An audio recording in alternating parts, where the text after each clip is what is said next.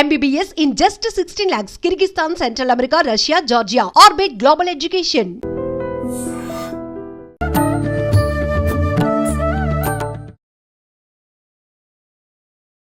నమస్కారం, welcome to I dream. ధర్మ మార్గం విత్ విజిత కార్యక్రమానికి స్వాగతం.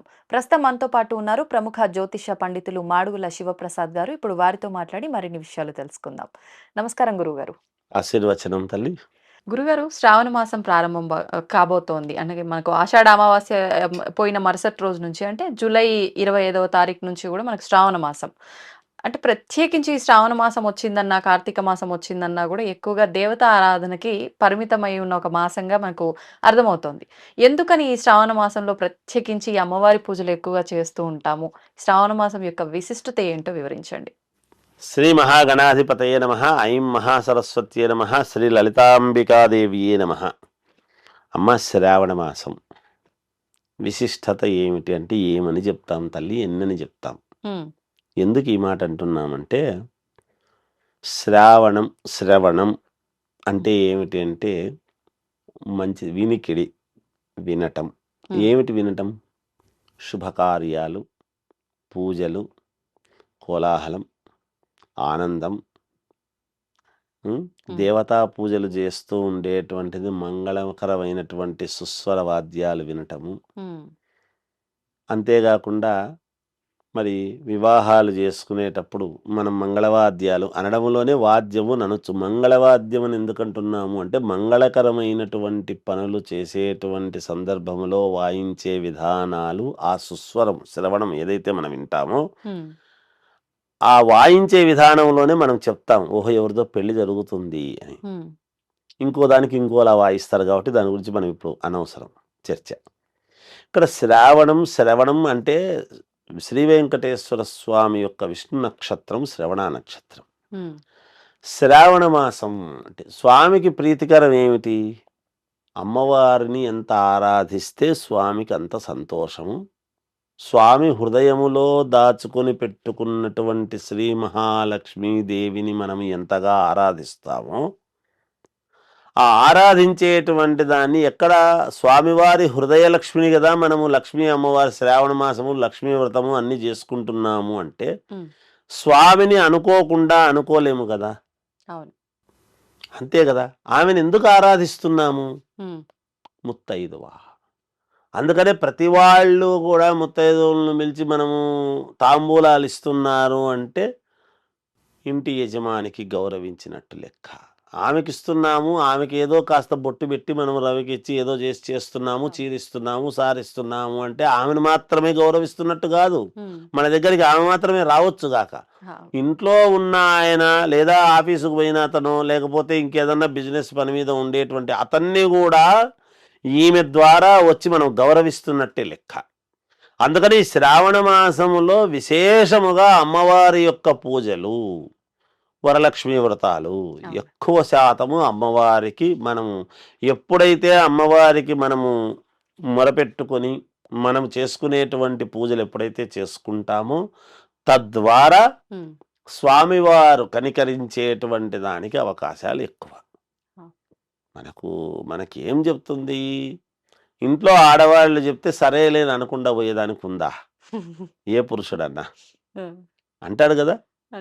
అందుకే ఆఫీసర్లు కూడా ఆఫీసర్ల భార్యనమ్మా ఒక్క మాట నా గురించి చెప్పు తల్లి అని కింది వాళ్ళు ఆఫీసర్లు చెప్పుకుంటే, ఏదో పోనీలేండి మనవాడు ఉద్యోగం ఏంటంటే సరేలే అనడానికి.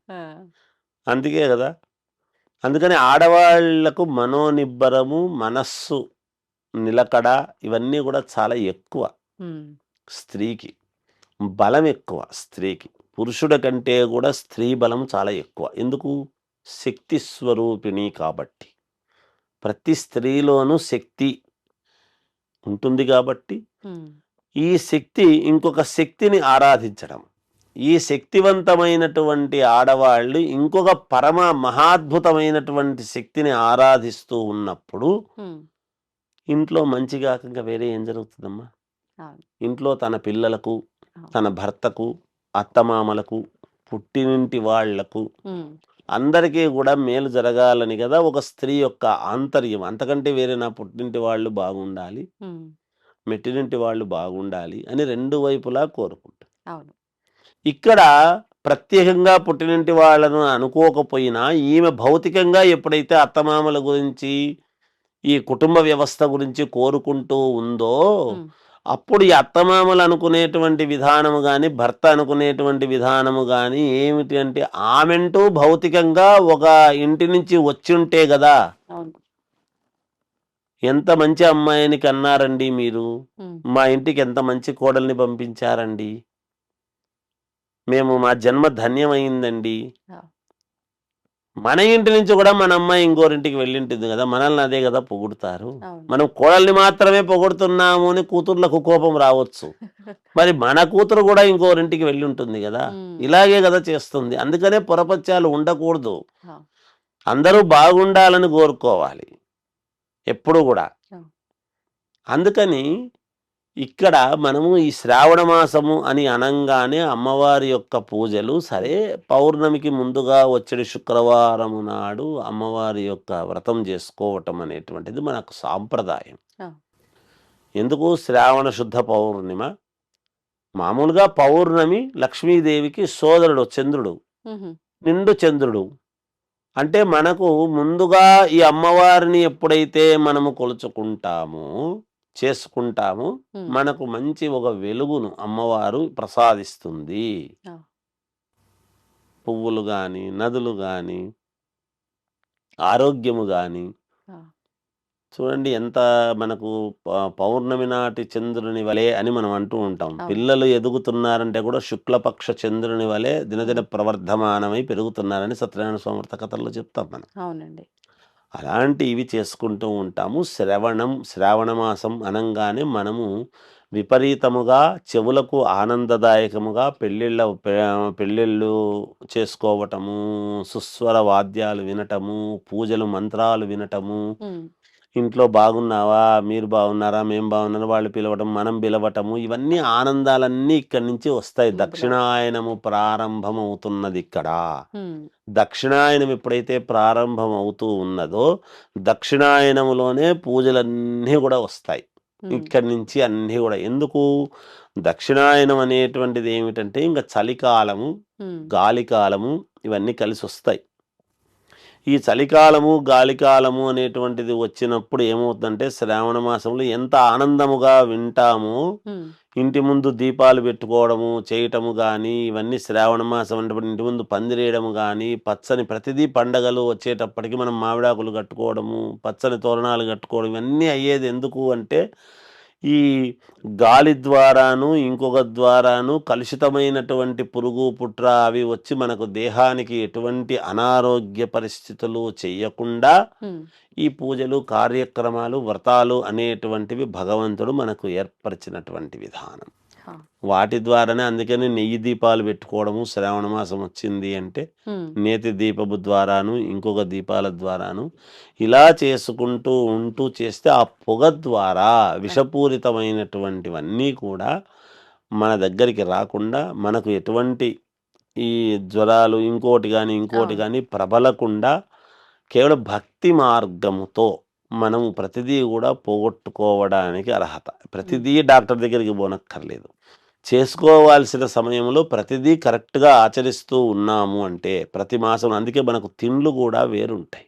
ఆ, మనకు నాగుల చవితి పండుగ వచ్చింది అనేటప్పటికీ నువ్వులుంటలు దంచుతారు, నువ్వులు బెల్లము కలిపిన ఎండు కొబ్బెర వేసి ఒక అవును. ఉంట కట్టిస్తారు. నువ్వుల వలన దేహంలో చాలా చాలా మార్పులు వస్తాయి. ఆ, ఈ సైంటిఫిక్ రీత్యా కూడా చెప్తారు మళ్ళీ వాళ్ళు. అవును. ఈ సైంటిఫిక్ రీత్యా తర్వాత వచ్చింది మన ఋషులు పెట్టినటువంటివి ఇవన్నీ కూడా. ఉమ్, ఉమ్, ఏ సమయంలో ఏమి తింటే మనకు దేహదారుఢ్యం బాగా ఉంటుంది, మనకు ఆరోగ్య పరిస్థితులు బాగుంటాయి అనేటువంటి దానికి ఒక ప్రసాదం ప్రతిదానికి. అవును. అందుకే నాగుల చవితి పండుగ వస్తే నువ్వుల యొక్క ఈ బెల్లంతో తయారు చేసినటువంటి బియ్యపిండివి అవి పెట్టి చేయటము, వాటిని ప్రసాదంగా తీసుకోవడము, ఓకే. కంటి జబ్బులు రాకుండా దేహంలో ఎటువంటి ఇబ్బందులు లేకుండా ఉమ్, పటిష్టమైనటువంటి ఇది ఉండటానికి ఆరోగ్యముగా ఉండటానికి నివేదనలు కూడా మనం అలాంటివే పెడతాం. ఓకే. పెట్టి నివేదనలు ఊరుకోం కదా, మనం తింటాము కదా, అవును. నలుగురికి పెడతాము కదా. అవును. అవును. ఇంతకంటే ఆయుర్వేదం ఆరోగ్య సమస్యలు వేరే ఏం కావాలి. నలుగురికి ప్రసాదం పెట్టడంలో ఎందుకు అంటే మనం తినడమే కాదు, మీరు కూడా బాగుండండి, మన పక్కింటి వాడు బాగుంటే ఆరోగ్యంగా మనం ఆరోగ్యంగా ఉంటాం. అంతే. పక్కన వాడికి జలుబు వస్తే మనకు జలుబు వస్తుంది. అవును. అందుకనే జాగ్రత్తలు అవన్నీ కూడా హ్మ్. ఇలా తీసుకొని మనం ఈ శ్రావణ మాసంలో అంతా కూడా పూజలు కార్యక్రమాలు చేసుకుని అందరూ కూడా దిగ్విజయముగా సుఖ సంతోషాలతో ఉండాలి. చేసుకునేటువంటి వాళ్లకు ఈ శ్రావణ మాసంలో ఏమిటి అంటే ఈ శ్రావణ శుక్రవారాలు పాటించాల్సినటువంటిది ఒకటి చెప్తా. ఆ! శ్రావణ మాసము లక్ష్మి ఈ అమ్మవారి యొక్క వ్రతమే కాకుండా హ్మ్. వీళ్ళు చేసుకోవాల్సింది ఏమిటి అంటే ఒక తెల్లటి రవిక గుడ్డ తీసుకుని హ్మ్. తెల్లటి రవిక గుడ్డలో తమలపాకులు పెట్టుకొని అమ్మవారిని ఒక పసుపుతో చేసినటువంటి అమ్మవారిని ఒక ఇది పెట్టుకొని పసుపు ముద్దలాగా హ్మ్. పెట్టుకొని ఒక 27 కాయిన్స్ అందులో పెట్టి ఓహ్! ఒక పిరికెడు బియ్యం అందులో పోసి కుంకుమతో ఎప్పుడైతే అమ్మవారిని అనుగ్రహముగా మనము పూజ చేసుకొని అది అలాగే మూటలాగా కట్టుకొని శ్రావణ మాసం అంతా 4 వారాలు చేసుకొని 4 శుక్రవారాలు చేసుకొని హ్మ్. మనకు చేతనైతే ఎవరికైనా కాస్త తాంబూలము అది ఇవ్వటము, లేదు ఇవ్వలేని వాళ్లకు ఏం పర్వాలేదు అమ్మవారికి ఓ నమస్కారం చేసుకోవడము, దాన్ని ఒక 5 ముళ్ళు వేసి అది అలాగే బీరువాలో పెట్టుకున్నారు అంటే హ్మ్. లక్ష్మీ అనుగ్రహము పరిపూర్ణముగా కలుగుతుంది గాక. ఇది ఏ వారానికి ఆ వారం చేయాలా గురుగారు? ఈ వైట్ క్లాత్‌లో ఈ ఈ వైట్ ప్రాసెస్? క్లాత్‌లో 4 వారాలు దానికే చేయటమే. మరి లోపలున్న పసుపు అది ఏమి పాడైపోదా? కాదు. ఎందుకు పాడవుతుందమ్మా? ఆహాహా! ఏమి పాడు కాదు. హ్మ్. ఎందుకు పాడవుతుంది? మంచి పసుపు. అంటే మనము మంచి పసుపు కాకుండా ఏదో వాళ్ళు అమ్మిండేదేదో తెచ్చి పెట్టుకుంటున్నాం అంటే మంచి పసుపుతో చేయండి. హ్మ్. ఒక సంవత్సరమైనా అట్లాగే ఉంటుంది. మరి హ్మ్. మంగళగౌరి నోములు నోముకునేటువంటి వాళ్ళు 5 సంవత్సరాలు అదే అమ్మవారినే కదా నోముకుంటున్నారు. నిజానికి ఆహా! ఓకే. ఓకే. హ్మ్. ప్రతిసారి వేరే వేరే అమ్మవారిని చెయ్యరుగా. హ్మ్. ఆ అమ్మవారికే చిన్న ఇదైతే మళ్ళీ దానికే పసుపుతో చేసి తయారు చేసి చేసుకుంటారు. నిజానికి అదే శాస్త్రం. అలాగే 5 ఏండ్ల పాటు ఉండాలి. ఆ రోజుల్లో పసుపు అంత ప్రధానమైంది. అంత కరెక్ట్‌గా ఉండేది. అదే. ఇప్పుడు అన్నీ కలిపినటువంటిది అమ్మి వస్తే దానికి మనం ఏం చేయలేం. అవును. నేను చెప్తున్నది ఏదైనా ఒకసారి చేసే పనే చెప్తాను హ్మ్. జీవితంలో. 10 సార్లు చేయాల్సిన పని లేదు. మీరన్న ఈ ప్రాసెస్ అంతా చేసి అది శుక్రవారం రోజు పూజలో పెట్టి తీసుకెళ్ళి బీరువాలో పెట్టాలి.